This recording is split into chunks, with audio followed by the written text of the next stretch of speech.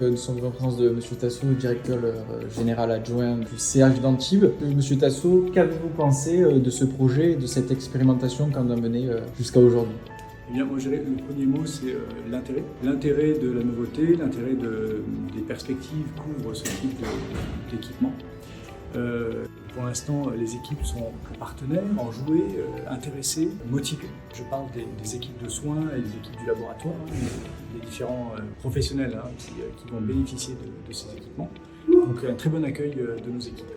D'accord, merci beaucoup M. Tasso. Et qu'est-ce que vous pensez que cette solution permettra dans le futur à votre établissement? Oui, mais c'est vrai qu'on perçoit bien les perspectives de soignants plus centrés sur le soin.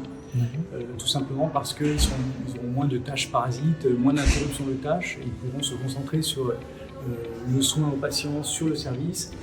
Je pense qu'il y aura moins d'oubli liés aux interruptions et il y aura plus de temps évidemment consacré aux patients. Et bonjour, donc je suis en présence de Benjamin Verrière, donc je suis chef de service de la pharmacie et de la stérilisation sur l'hôpital d'Antibes. D'accord, donc enchanté de Monsieur Benjamin Verrière. Dites-nous, qu'est-ce que vous avez pensé de l'expérimentation menée par Lifelines au sein du centre hospitalier d'Antibes? L'expérimentation s'est très bien passée, elle répond effectivement en tout point pour le moment à nos attentes, tant sur l'ergonomie que sur le process, sur on va dire l'interfaçage.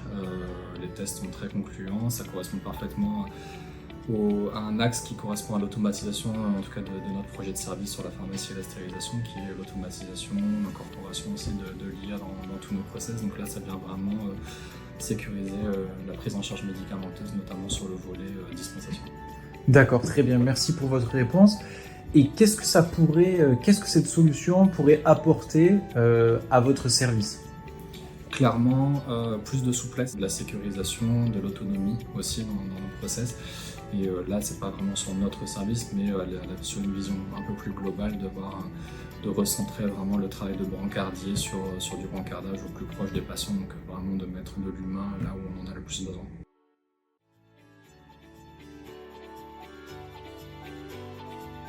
Donc je vous laisse vous présenter.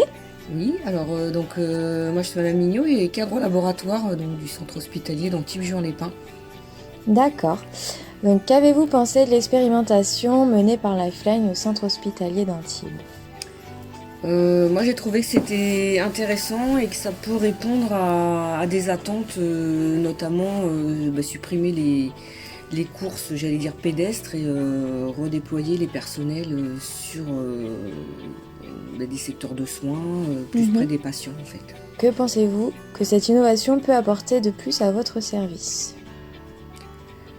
Alors pour le laboratoire, peut-être une meilleure prise en charge des prélèvements, des services vers le laboratoire, en réduisant peut-être les délais d'acheminement. Comme nous on a un défaut de l'anonymisation, au moins les prélèvements quand ils sont dans l'armoire connectée, on ne voit pas les noms des patients, des trajets. Il y a aussi tout ce qui est traçabilité, comme on parlait tout à l'heure. Oui, alors ça c'est vrai que ça serait un petit plus, si on pouvait avoir la traçabilité du prélèvement, donc du départ du service à l'arrivée au laboratoire. Parce que là c'est vrai que quand on met les bilans dans l'armoire, en fait on ramasse le nombre de sachets disponibles, mais on ne sait pas finalement qui on a comme patient dans l'armoire. Ok. Au niveau de l'encombrement, est-ce que c'est impressionnant quand même la hauteur? Donc nous on a prévu de la réduire, mais mis à part la hauteur, est-ce que c'est plutôt bien? Ah oui, en fait, moi je trouve que c'est pas très choquant la hauteur, parce que ça peut correspondre à des armoires de linge ou de matériel, donc c'est pas dérangeant de le voir circuler. Enfin, on pourrait croire que c'est une armoire de lingerie. Voilà, du coup, dans vos équipes, comment a été accueilli le robot? L'équipe était plutôt réceptive et ils avaient envie de participer.